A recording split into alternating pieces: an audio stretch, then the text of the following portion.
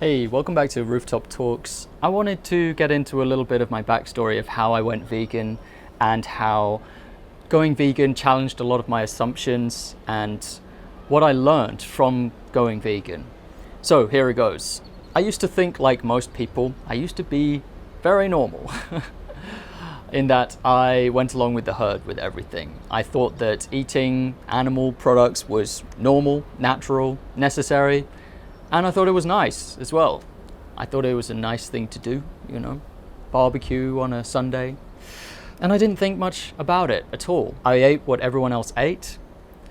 I was taught to finish what was on my plate, regardless of whether I liked it or not. If I didn't like what was on my plate, I would be scolded, just like my brothers. And I thought that being a fussy eater was rude. I thought that rejecting a certain food based on you not wanting to eat it for any reason was rude. It was reinforced to me socially that good manners mean not turning down a meal even if you don't like it. So even from an early age, I was socially conditioned to just eat what everyone else ate and to not question it really. And that was seen as being polite. I remember meeting a few vegans throughout my life where if they had presented a compelling vegan argument to me, maybe I would have changed my mind, but they never did. One person I knew who was a vegan just said that they don't like the taste of meat, and I was like, well, that's a load of rubbish. So I never really met a vegan who could actually give me a compelling argument, which is no excuse really, but it just meant that there was nothing in my life that kind of broke me out of the social compliance. And when I was a teenager, I was in school, and in school it's kind of like being in the savannah. It's kind of a dog eat dog kind of environment, and I wanted to put on muscle. I wanted to be big. I wanted to be a big, strong lad, so that I could excel in sports, but also I wanted to be respected. I wanted to be popular with the ladies, and going to the gym was a place where you would make friends and have a gym buddy and stuff. It was fun as well. It was in the gym that I learned from other people who were about as qualified as me, which is to say they were completely unqualified. It was the common wisdom that if you want to get big and lean, you should eat a lot of chicken, a lot of white fish, a lot of salmon, and just a lot of meat in general. Tuna is great. And that was the common wisdom, is like eat more meat if you want to be physically fit. Once I gained some muscle, went through puberty, gained some muscle, then that became part of my identity. And I like being muscular, it's fun. It's fun being strong, being able to pick really heavy stuff off the ground. It's kind of fun. And that became part of my identity, and I didn't want to lose it. And, if you turn back the time, if you were to ask me back then what I thought of going vegan, I would have probably said, hell no. Like, if I go vegan, I'm going to lose my muscle. I'm going to get fat, I'm going to grow tits, I'm going to get weak, I'm going to become effeminate. If I start eating soy, my body's going to create estrogen, and that's going to turn me into a woman, which has all been debunked by science, but I didn't know that.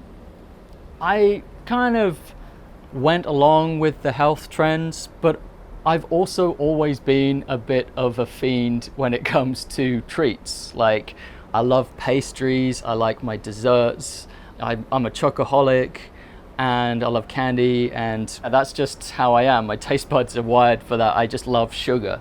I love sweet foods. And so again, another thing that held me back was thinking that I wouldn't have any access to any treats if I went vegan. It would all be Brussels sprouts, broccoli, asparagus, and no dessert.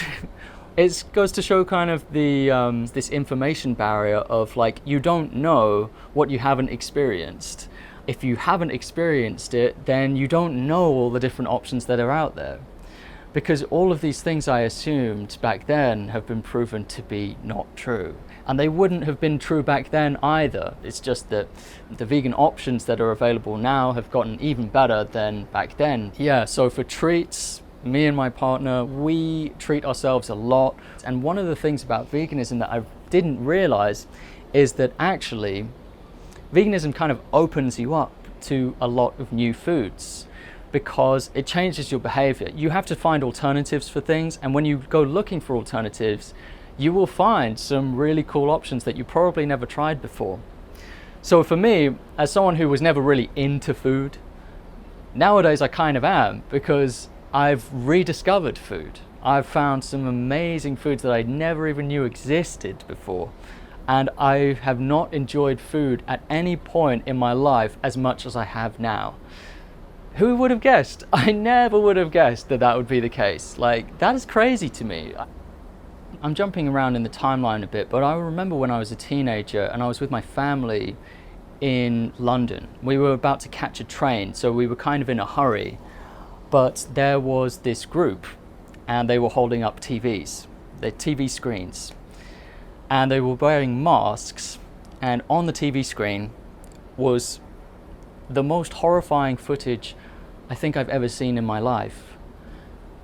It was so horrifying that you couldn't help but feel that they were deliberately trying to traumatize me.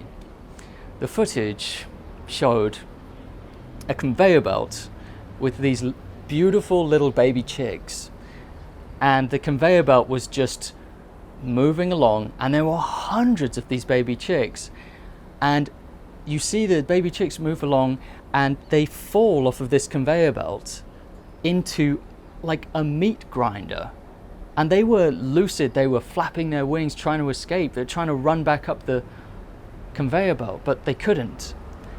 And I saw this in like 10 seconds. I turned around, I looked at this footage before one of my family members grabbed my hand and said, "We've got to go, the train is about to leave." And it's funny because I was a teenager, but I still remember that now. And that planted a seed in my mind. And I probably shook it off at the time, and I was probably like, this is probably something happening in China, probably doesn't apply to me. So I kept buying eggs.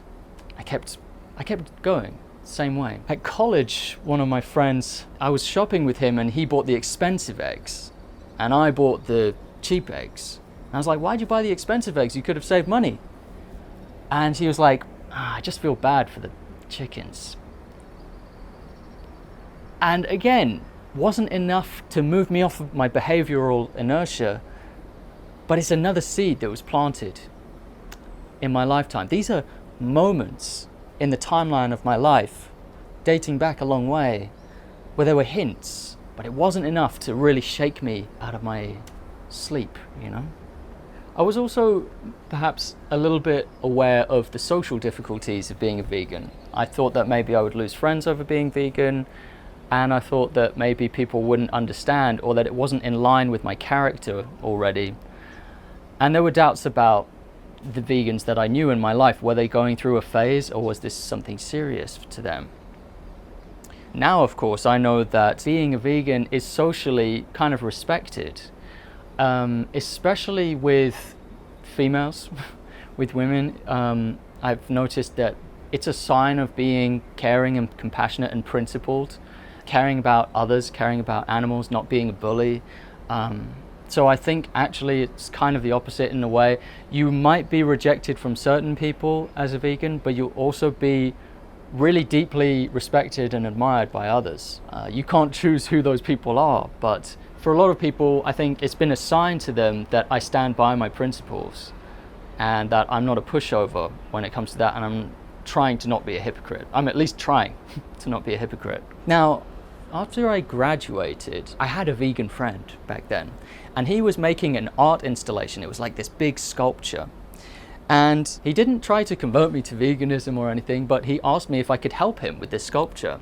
He was actually making a documentary on how he was making it. And I came around to his house, and it's this big, big sculpture, and it's kind of like half animal, half human, kind of like this big white sculpture that he'd been making. And it was hung up upside down. It was really striking to look at. And I filmed him as he laid the plaster on this sculpture. And I was asking him questions as we were going for the documentary, you know, to make the documentary better. And so he finally finished it after many months of working really hard on this thing. And he was showcasing this at a vegan arts fair in Bristol. And he called me up and he said, "Why don't you come with me to this vegan arts festival in Bristol?" And I was like, well, I helped him film the documentary for it. The documentary is going to be screening at this vegan arts fair. Sure, I'd love to. So I went down on the train to meet him in Bristol, and we went to this vegan arts fair. And it was pretty cool. I thought some of the artwork was a little bit, you know, there were a lot of human-animal hybrids in the art section. And I was like, psh, whatever. But there was this VR exhibit. There was someone there who was just kind of watching the, you know, just reading a magazine or something. I was like, "Oh, it's VR, can I put these on?" And he's like, "Yeah," and he barely looks up from his magazine. I put on this VR headset, and this actress, you'll know this actress, she played a role in Harry Potter, and now she's like a very famous vegan. She was outside of this farm in the VR headset. She was outside of this farm, and she was talking to this farmer, and she said, "What you're about to see this is a standard farm, isn't it? There's nothing illegal going on. This is all completely legal. It's completely standard. In fact, this might be a high welfare farm, a high welfare slaughterhouse. And we want to show you how a cow is killed." And I was like, oh boy, okay, let's watch this. And so it brings me into the pen, this kind of knot box. I was kind of floating above the knot box where this cow was about to be killed. The cow is herded in, forced in there, and I could see the cow, absolutely, the cow knows what's up. There is no doubt in my mind that cow knows exactly what's going on. And the cow is looking for an escape. Like, the cow is calling for her friends, like, "Yo, where are you? Someone help me get out of here." But the walls are really high, and as much as she tries to struggle, she just can't get out. The guy kind of just leans over with a bolt gun, taps the cow on the head, and fires the bolt gun. And I think he might have put in 2 bolts into her head before she died. I think what I felt at the time was anger and frustration. I didn't really have a direction for it, and there was no one really around me at the time to help me process what I had just seen and turn it in a positive direction and give me the information that I think I needed at the time. I said, "This is totally unfair. This is awful. If I was the guy with the bolt gun, I would not kill that cow."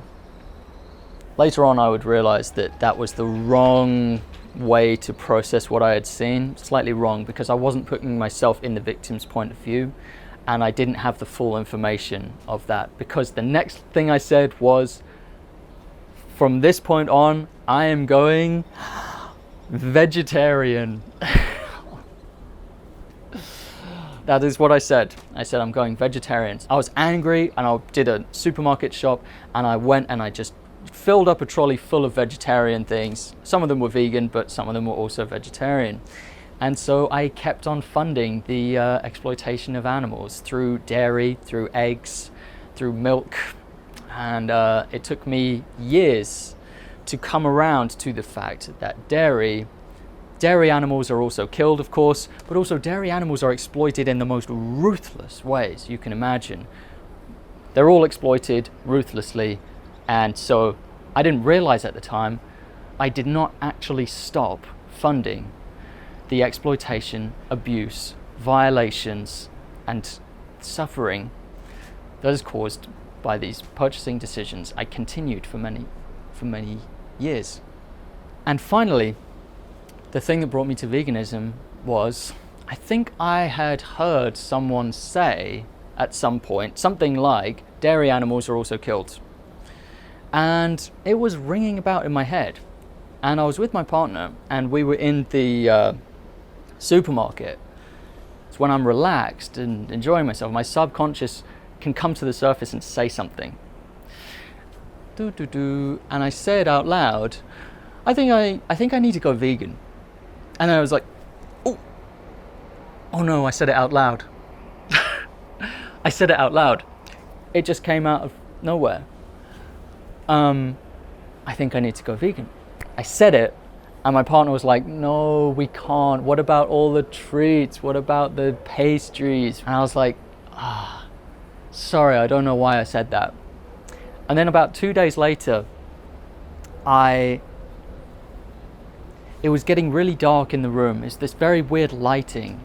I turned to my partner again, and I said, look, you don't have to go vegan, but I think I have to.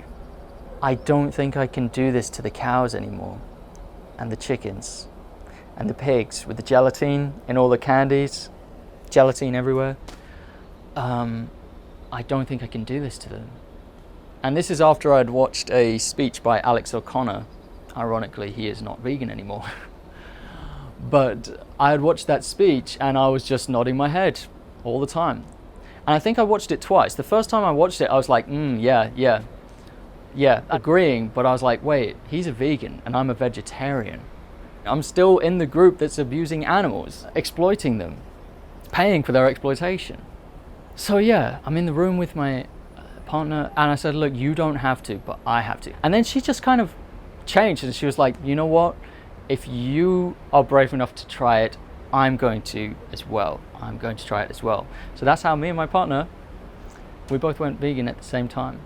Yeah, and then 8 months later, we got married. I married her because, yeah, she's just the best. So yeah, I'm one of the lucky vegans. I could not be in a relationship with a non-vegan at this point. Like, no way, because we need to have our values aligned. But anyway, yeah, that's kind of my happy ending. Being vegan, I've arrived. I have arrived. Now, that's not to say I do no wrong, no one can touch me, and there's like, I'm perfect. No, of course not. It's a process. I still have things to learn. I've been learning continuously ever since I went vegan. I've learned a lot of stuff. It's been amazing. I've been learning at such a fast rate. But in a way, I think I have arrived. And the thing I've arrived at is that I am no longer paying for innocent animals to be abused, exploited, oppressed. And it's like a weight has lifted off my shoulders. And it's a weight that I was carrying around with me when I was vegetarian, especially when I was vegetarian, because I'd seen that footage. And I think a part of me always knew that veganism is better than vegetarianism. It is. And now that I'm a vegan, I'm like, what the fuck even is vegetarianism? There's no need for vegetarianism, really. It's just an arbitrary step that makes no fucking sense. Like, if you are against abuse of animals, why would you go vegetarian? Go vegan, man. Go vegan. What did you say about eggs, motherfucker? God, she's crazier. Say it.